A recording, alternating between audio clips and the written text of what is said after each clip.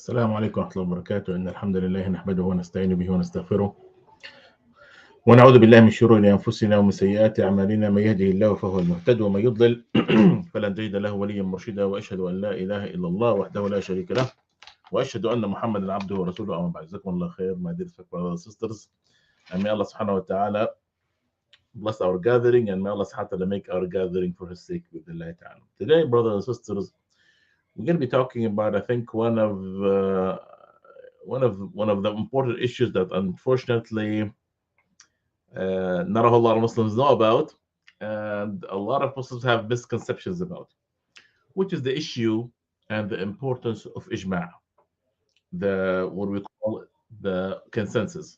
Okay, and that's going to be the ballpark of our meeting today. Okay, so the thing is, before I start to talk about ijma' or the consensus and its authenticity, someone would say, and this is a common question that we have heard. People will say, "Well, akhi, why do we need ijma'? Why do we need consensus? What's the purpose of consensus?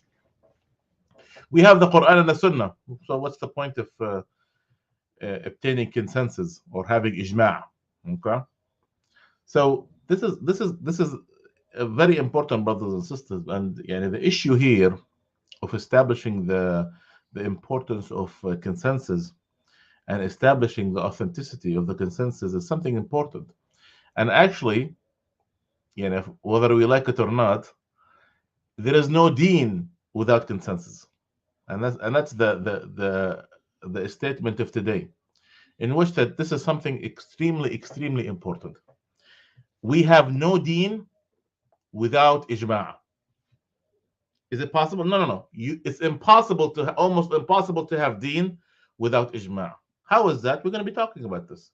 We're going to be talking, because you have a lot of people say, sometimes people would say, well, what's the point of ijma'? We have the Quran, we have the Sunnah.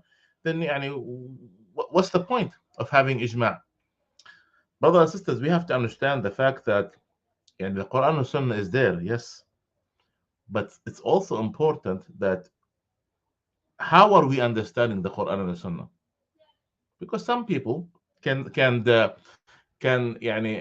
a verse from the Quran and they could interpret it in whatever way they would like, and they would say this is what it means. Okay, and there's people who have done that. This is the issue, brothers and sisters. People have done that. So inshallah, with you today, I'm going to be that's some of the talking points that we're going to be talking about today. So the authenticity of the consensus and what is consensus and etc. Okay, so before we jump into this point, brothers and sisters, let's establish few points within Allah Ta'ala. The consensus, brothers and sisters, like I said, is very important. It really sometimes can represent the issue between guidance and misguidance. Yes, it can be. Somebody can be misguided because of the fact that they have rejected the concept of consensus. Someone can be out of the fold of Islam if they have rejected the concept of consensus, and I'm gonna get to that. Okay, so the authenticity of consensus is very important, because again, this is the way we define the correct understanding of the Quran and the Sunnah. Okay, the consensus, brothers and sisters, can be clear. It's a matter of understanding the Quran, okay, and what it means, okay, and consensus is considered to be like a safeguard against misunderstanding of the revelation. Okay, so let's give some live examples. Let's give some live examples of what I'm talking about here. Okay, let's say someone would say, to give you the importance of consensus, let me give you an example. Let's say someone would say, well, Allah subhanahu wa ta'ala said in the Quran, وَلَا تَقْرَبُوا الزِّنَا. Don't get near zina. Okay, Allah subhanahu wa ta'ala in the Quran did not say zina is haram. He said, don't get near zina.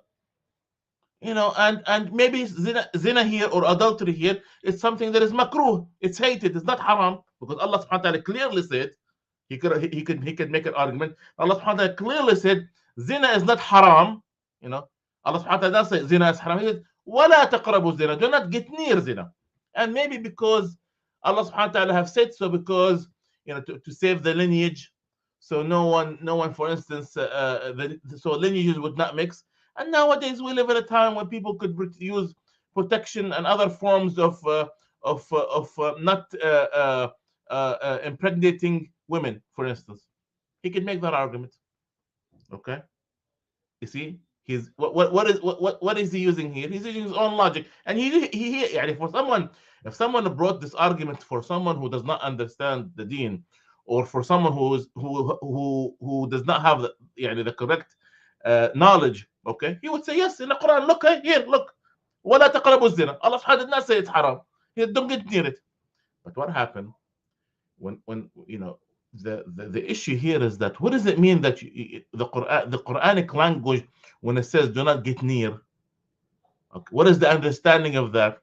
That's why when the issue of ijma' would come, in which that, okay, what does it means according to the all of the scholars, when Allah subhanahu wa ta'ala said do not get near zina, it means that zina is haram. So therefore, based on the understanding of all of the Muslim scholars, the consensus of the Muslim scholars, that zina is haram. You see? Another example. For instance, when Allah subhanahu wa ta'ala would say, someone could come to you and tell you, look, if you want to pray toward Allah subhanahu wa ta'ala, then pray. It does not matter what direction you go, what direction you face. And you know what? And by the way, I have an evidence for you. Allah subhanahu wa ta'ala said in the Quran, فَأَيْنَمَا تُوَلُّوا وُجُوهَكُمْ فَثَمَّ وَجْهُ اللَّهِ. Wherever Allah subhanahu wa ta'ala said in the Quran, and wherever you turn your face, Allah subhanahu wa ta'ala is in front of you. So it doesn't matter, you know. فَوَلُّوا وُجُوهَكُمْ شَطْرًا, turn your face toward Allah subhanahu wa ta'ala. You see? So he's using here evidences in the Quran that follows his quote unquote logic, not the understanding of how the scholars understood it, how the Sahaba understood it, how the people after the Sahaba have understood it. Do you see my point? Do you see my point? So that's the issue here, brothers and sisters. That's why the issue of consensus is very important. Why? Because we go along with what the majority of the scholars have said. Another example, for instance, we say tahara, is important. Allah subhanahu wa ta'ala says فَطَهَّرُ, cleanse yourself. Someone would say, well, what about if this means spiritual cleansing? Okay, what does it mean? What if it means spiritual cleansing, not necessarily cleansing yourself with water? Okay, you see, the same thing, and you could argue the same thing with almost all of the evidence of Islam. So therefore, the issue of consensus, brothers and sisters, is very important. Why? Because this is the way we correctly understand the deen. This is the way we correctly understand the deen. And without it, we could sometimes you have no deen. You could actually break the religion. You could either there is actually no meaning of Quran and Sunnah. There is absolutely no meaning of Quran and Sunnah. It could be just text without the issue of ijma', without the issue of consensus. Why? Because anybody could interpret anything, and it can be absolutely subjective. Absolutely subjective. I have my understanding of based on what I read from the Quran and the Sunnah, and he have his understanding, but what happens is when someone studies their language, study the deen, and there is consensus among this of all the scholars, that's when we get to the common understanding of what Allah subhanahu wa ta'ala wants from us, and what Prophet Muhammad sallallahu alaihi wasallam have want from us. So what is here? And before we go forward, what is the definition of consensus? What does that mean? When someone says consensus, what does that mean? It means it's an agreement of the scholars on the issue of Sharia. It's the agreement of scholars on the issue of Sharia. So meaning that when you have all or most of the scholars have made an agreement over any specific issue in Sharia. Okay, so this is what consensus means. Now, is there any evidences in the Quran and Sunnah that indicates the necessity of having consensus, or is that something that you people have invented? No, of course the Quran and the Sunnah have indicated that there is absolute need for consensus. And what is the evidence of that? What is the evidence of that? There are many. So let's start with the Quran before we move forward. Allah subhanahu wa ta'ala said in the Quran, ومن يشاقق الرسول من بعد ما تبين له الهدى ويتبع غير سبيل المؤمنين نوله ما تولى ونصله جهنم وساءت مصيرا. Allah subhanahu wa ta'ala said, and whoever defies Prophet Muhammad sallallahu alaihi wasallam after guidance have become clear to them and follow the path other than the path of the believers, we will let them pursue what they have chosen and then burn them in the hellfire, and what an evil end. So with this, brothers, this is a very clear evidence that goes along with the importance of consensus. Allah subhanahu wa ta'ala clearly says here, whoever defies, whoever deviates from the path of the Prophet Muhammad sallallahu alaihi wasallam and the path of the believers, you know, eventually their destiny is what? The hellfire. So here, the path of the believers means the path of guidance. Okay. Some people would say, well, you know what? People say, well, I have heard this argument, by the way, where some people would say, well, you know, both conditions have to meet, meaning that whoever defies or deviate from the path of Prophet Muhammad sallallahu alaihi wasallam and the path of the believers, then they shall enter hellfire. No, yeah, it's common sense. By the way, Allah subhanahu wa ta'ala said, well, is it possible, brothers and sisters, for someone to, could someone say, I am a follower I'm a follower of Prophet Muhammad, but I'm not a follower of the path of the believers? What kind of a joke is this? Of course it is. If somebody says, I am a path of Prophet Muhammad, I follow the path of Prophet Muhammad sallallahu alaihi wasallam, of course he's going to follow the path of the believers. So therefore, Allah subhanahu wa ta'ala have combined them to show that they are the same thing. Allah subhanahu wa ta'ala have combined them for us to show this is the same thing. Okay? So this is very important, brothers and sisters. Also, Allah subhanahu wa ta'ala said, this is something that's it's easy to understand. Okay? So if someone says that I am following that these two have to combine, of course we tell them no, because no one can say I'm a follower of Prophet Muhammad sallallahu alaihi wasallam and I am opposed the path of the believers. This is something pure common sense. Also, Allah subhanahu wa ta'ala said, "Kuntum khayra ummatin ukhrijat lin-nas." Allah subhanahu wa ta'ala says, "You are the best ummah that was brought to earth. تأمرون بالمعروف." You order what is right and you forbid what is wrong. So how could the ummah of Prophet Muhammad sallallahu alaihi wasallam would unify or something haram or something that is not allowed? Of course not. So also this ayah, indicates that the ummah of Prophet Muhammad sallallahu alaihi wasallam always unify on what is good, unify on what is consensus. Okay. And also, Allah subhanahu wa ta'ala says, يا أيها الذين آمنوا أطيعوا الله وأطيعوا الرسول وأولو الأمر منكم فإن تنازعتم فردوه إلى الله والرسول. Or you who believe, obey Allah subhanahu wa ta'ala and obey the Prophet Muhammad sallallahu alayhi wa sallam. And if you fought, or if you differ, then go back to Allah subhanahu wa ta'ala and His Prophet.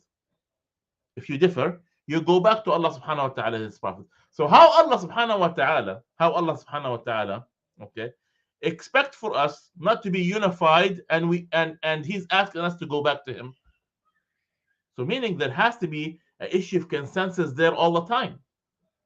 There is, or most of the time, in which that if we differ, we go back to the way of Allah subhanahu wa ta'ala and His Prophet. So this is as far as evidences from the Quran. Is there evidences in the Sunnah that indicates the necessity of ijma'? Is that ijma' is there? Ijma' must be established? Of course. For instance, Prophet Muhammad sallallahu alaihi wasallam said, and this is clear in the hadith of Prophet Muhammad sallallahu alaihi wasallam said, he said, لا تجتمع أمتي على ضلالة. That my nation, my ummah, does not gather upon deviation or upon misguidance. This is clear. That shows that if you have يعني, if the scholars of the Ummah of the Prophet Muhammad sallallahu alaihi wasallam have came together, they would never ever unify on something that is misguidance. They would never ever unify on something that is يعني, not of the guidance of Prophet Muhammad sallallahu alaihi wasallam. So therefore, the consensus is important. The consensus must be established. Okay, so yeah, just to kind of make sure that we are clear. Is there difference of opinions? Of course, there are differences of opinions. Of course, there are differences of opinions. And in these issues, we say the scholars have differed. The scholars have differed. And here we're talking about the scholars who are respected, the scholars who are respected in the Ummah of the Prophet Muhammad sallallahu alaihi wasallam. This such thing happened? Yes, it did happen. But here we're talking about, like, for instance, here when we talk about, for instance, I'm giving an example. Let's say, and that's why there is what we call an accepted difference, and sometimes it's not an accepted difference. For instance, when you have something, all of the ummah have agreed on except for two. Now, are we gonna take the two as a way for us to disregard the 99 majority? Of course not. We're gonna go with the 99 majority. But for instance, for instance, we have 50-50 or 51-49 or 30-70, for instance, then yes, these are all considered to be accepted differences. Accepted differences. But I'm not going to go with someone who have lack of knowledge, come on TV and tells you something is halal, and the rest of the ummah agree it's haram, and I'm going to go with him, and then I'm going to say, well, it's an accepted difference. Of course not. We go with the ijma', with what the most of the scholars have agreed on. Another hadith of the Prophet Muhammad sallallahu alaihi wasallam said, he said, لا تزال طائفة من أمتي ظاهرين على الحق حتى تقوم الساعة. There's still going to be continue a party from my ummah are on the truth until the end of times, meaning that there are people who are on the truth, follow people who establish the consensus, and etc. So all these brothers and sisters, all of these things are evidences that tells you that it's possible. It's possible for the consensus to be established. Now, a common question that we get all the time, is there, what are the rational proofs? What are the rational proofs that the consensus is possible? Is it rationally possible to establish a consensus? Yes, of course. And of course it is. And we have two rational evidences to prove that. Two rational evidences to prove that. The number one, okay, here we're talking about rationally, okay. The number one evidence that further improve the consensus that it's impossible for the companions and the people who after them and who carried the message after them, and the people who carried the message after them, all of these people are wrong, and now you the one who came right. Look at this, brothers and sisters. You have the companions who learned from Prophet Muhammad sallallahu alaihi wasallam, and then you have a generations and centuries who came after them, and they documented the same thing, and all of these people who carried all of this deen wrong, and then somebody out of nowhere they said, well, it's something else. So this is rational. It's impossible for all for all the people like, for instance, when it comes to salah. Let's say we want to talk about Maghrib prayer.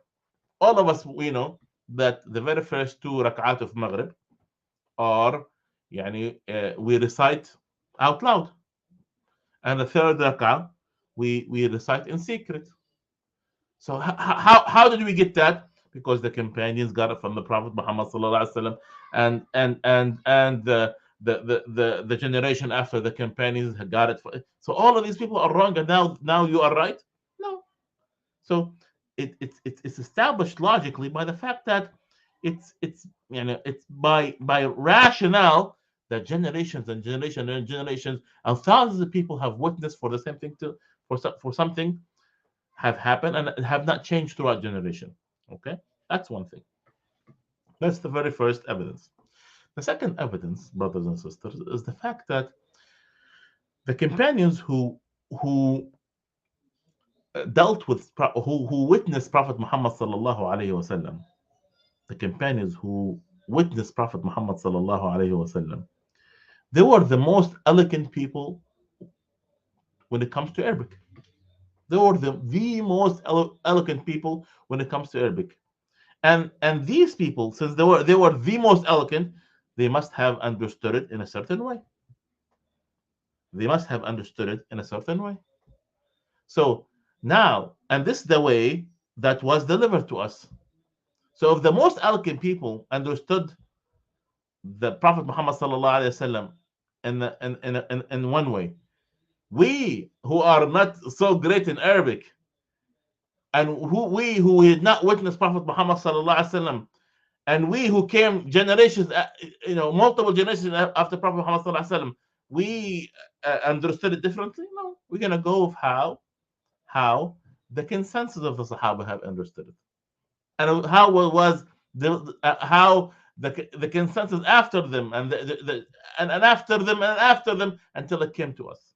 You see, so that's again, if we want to prove this, brothers and sisters, from the rational perspective. Okay, now the final issue that we want to discuss today, bidnillahi ta'ala, is it possible? Is it possible? Because some people would say, well, okay, we like what you say. Okay, everything you make sense. We understand that the consensus is important. Okay. Now, is it possible? You're telling me from somebody from India and somebody from Egypt and somebody from South Africa and somebody, in America, and all of them have to agree.